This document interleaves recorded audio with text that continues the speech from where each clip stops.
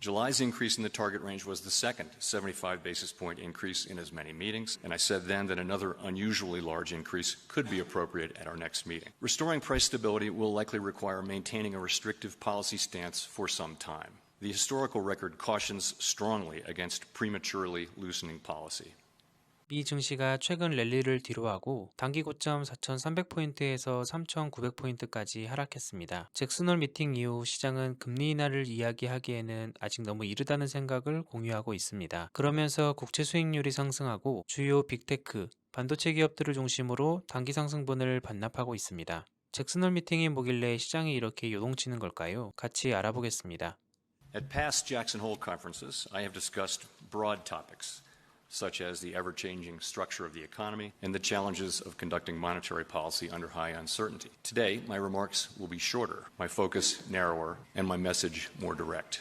잭슨홀 미팅은 미 연방은행 중 하나인 캔자스시티 연방은행이 매년 8월 와이오밍주 휴양지인 잭슨홀에서 개최하는 회의로 제롬 파월 미 연준 의장을 비롯해 전 세계 주요국 중앙은행 총재, 경제학자 등이 모여 향후 통화정책에 대해 논의하는 자리입니다. 중앙은행들이 어떤 방향으로 정책을 가져갈지 논의하기 때문에 향후 전 세계의 통화정책 방향을 파악할 수 있는 바로미터 역할을 하는 것이죠. 잭슨홀 미팅은 이 회의에 참여한 주요 중앙은행 총재 등의 발언이 시장에 파급력을 가지기 시작하면서 유명해졌습니다. 2005년에는 라구람 라잔 인도 중앙은행 총재가 서브프라임 모기지론이 지나치게 늘어 위기에 처할 수 있다며 글로벌 금융위기 가능성을 언급했고 이후 실제로 금융위기가 현실화되면서 주목을 받았습니다. 2010년에는 글로벌 금융위기가 지속되자 벤 버냉키 당시 연준 의장이 2차 양적 완화 가능성을 언급하기도 했습니다.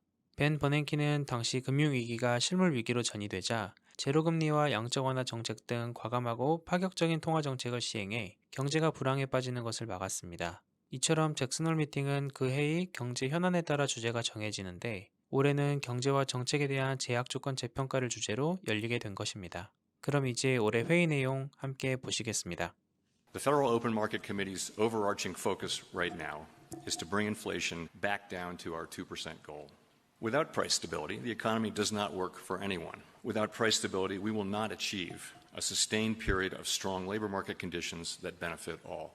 Restoring price stability will take some time and requires using our tools forcefully to bring demand and supply into better balance. Reducing inflation is likely to require a sustained period of below-trend growth. Moreover, there will very likely be some softening of labor market conditions. While higher interest rates, slower growth, and softer labor market conditions will bring down inflation, they will also bring some pain to households and businesses. These are the unfortunate costs of reducing inflation. But a failure to restore price stability would mean far greater pain. 파월 의장은 현재 위원회가 인플레이션을 잡는 것이 최우선 과제라고 말하고 있습니다. 물가 안정의 당위성은 현재와 같은 인플레이션이 지속되고 이를 방치하면 전 세계 사람들이 더 큰 고통을 받게 될지도 모른다는 것이죠. 그리고 이를 해결하기 위해 우리가 지불해야 할 비용이 있을 것이라고 설명하고 있습니다.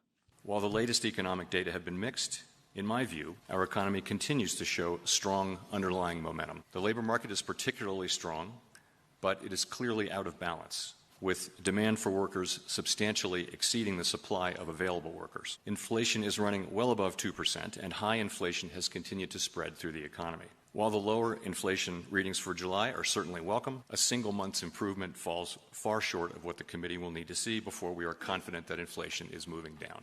So, we are moving our policy stance purposefully to a level that will be sufficiently restrictive to return inflation to 2%. At our most recent meeting in July, the FOMC raised the target range for the federal funds rate to 2.25% to 2.5%. In current circumstances, with inflation running far above 2% and the labor market extremely tight, estimates of longer run neutral are not a place to pause or stop. July's increase in the target range was the second 75 basis point increase in as many meetings, and I said then that another unusually large increase could be appropriate at our next meeting. Restoring price stability will likely require maintaining a restrictive policy stance for some time. The historical record cautions strongly against prematurely loosening policy. Committee participants' most recent individual projections from the June SEP showed the median federal funds rate running slightly below 4% through the end of 2023. 문제를 해결하는 방법은 강한 금리 인상을 계속하는 것이라고 말합니다. 그러면서 경제 지표, 특히 노동시장이 아직 매우 강하다고 코멘트했습니다. 또 최근 인플레이션이 일부 둔화되는 것을 암시하는 지표가 나왔음에도 확실히 인플레이션이 꺾이는 것을 확인하기 전까지는 당분간 지속적으로 금리를 올려야 하며 목표치는 2023년 말까지 4%를 밑도는 수준으로 전망하고 있습니다. 그러니까 시장의 입장에서 보면 다음과 같습니다. 인플레이션 꺾이는 지표 나왔네? 생각보다 안 좋은 지표들도 나오네? 그러면 우리 생각만큼 강하게 금리 인상 못하지 않을까? 그러면 올해 금리 인상이 끝나면 2023년에는 금리를 다시 인하할 수도 있겠다. 여기까지가 잭슨홀 미팅 전에 시장에서 생각했던 것들이고, 고용지표가 너무 좋다고 인플레이션 확실히 꺾인 게 아니고 그거 확인하기 전까지는 금리 내릴 일 없다고, 이게 이번 잭슨홀 미팅에서 시장 참가자들이 확인한 내용입니다. 사실 최근 랠리에서도 파월 의장은 여러 루트를 통해 지속적으로 인플레이션 완화를 확인하기 전까지는 계속 공격적인 통화 정책이 필요할 것이라고 말했습니다. 시장은 그 내용을 한 번 더 확인했다고 볼 수 있겠습니다.